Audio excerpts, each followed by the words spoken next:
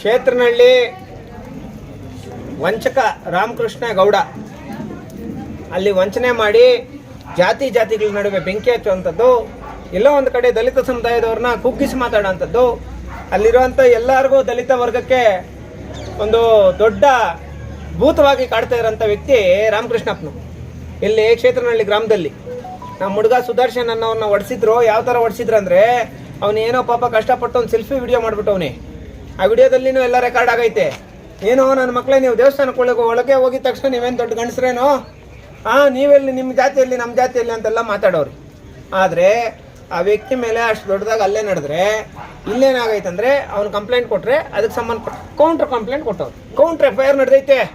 ಈ ವಿಚಾರಕ್ಕೆ ಸಂಬಂಧಪಟ್ಟಂಗೆ ಕೌಂಟ್ರ್ FIR ಈ ಕೂಡಲೇ ಕ್ಲೋಸ್ ಆಗಬೇಕು.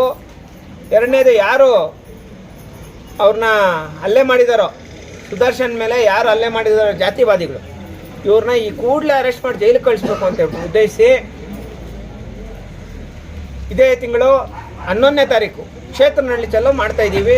ಕ್ಷೇತ್ರನಹಳ್ಳಿ ಚಲೋಗೆ ಸಮಸ್ತ ಜನತೆ, ಈಗ ನೇತೃತ್ವ ಅಂಬೇಡ್ಕರ್ ಸೇವಾ ಸಮಿತಿಯಿಂದ ಮಾಡ್ತಾ ಇದ್ದೀವಿ, ಆದರೆ ಸಮಸ್ತ ಜನತೆ ಈ ಒಂದು ಹೋರಾಟದಲ್ಲಿ ಭಾಗವಹಿಸಿ ಅಲ್ಲಿರೋಂಥ ಜಾತಿ ಭೂತಗಳನ್ನ ಅದರ ಒಂದು ಅಟ್ಟಹಾಸನ ಮಟ್ಟ ಹಾಕೋ ಒಂದು ಕೆಲಸನ ಅಂಬೇಡ್ಕರ್ ಸೇವಾ ಸಮಿತಿ ನಮ್ಮ ಜಿಲ್ಲಾಧ್ಯಕ್ಷರಾದಂತಹ ಕಾಂತರಾಜ್ ಅವರ ನೇತೃತ್ವದಲ್ಲಿ ಹಾಗೂ ನಮ್ಮ ಕಾನೂನು ಸಲಹೆಗಾರರು ಮತ್ತು ಅಂಬೇಡ್ಕರ್ ಸೇವಾ ಸಮಿತಿ ವಕೀಲರಾದಂತಹ ಹರೀಶ್ ಅಣ್ಣ ಅವ್ರ ನೇತೃತ್ವದಲ್ಲಿ, ನಮ್ಮೆಲ್ಲರ ನೇತೃತ್ವದಲ್ಲಿ ಈ ಒಂದು ಬೃಹತ್ ಹೋರಾಟ ನಡೀತಾ ಇದೆ.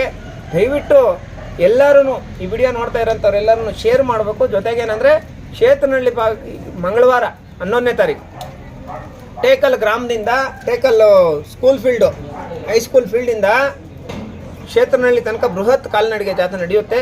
ದಯವಿಟ್ಟು ಎಲ್ಲರೂ ಬಂದು ಭಾಗವಹಿಸಿ ಆ ಒಂದು ಹೋರಾಟನ ಯಶಸ್ವಿ ಮಾಡಬೇಕಂತ ಈ ಮೂಲಕ ಮನವಿ ಮಾಡ್ತಾ ಇದ್ದೀನಿ. Thank you so much. ಜೈ ಭೀಮ್.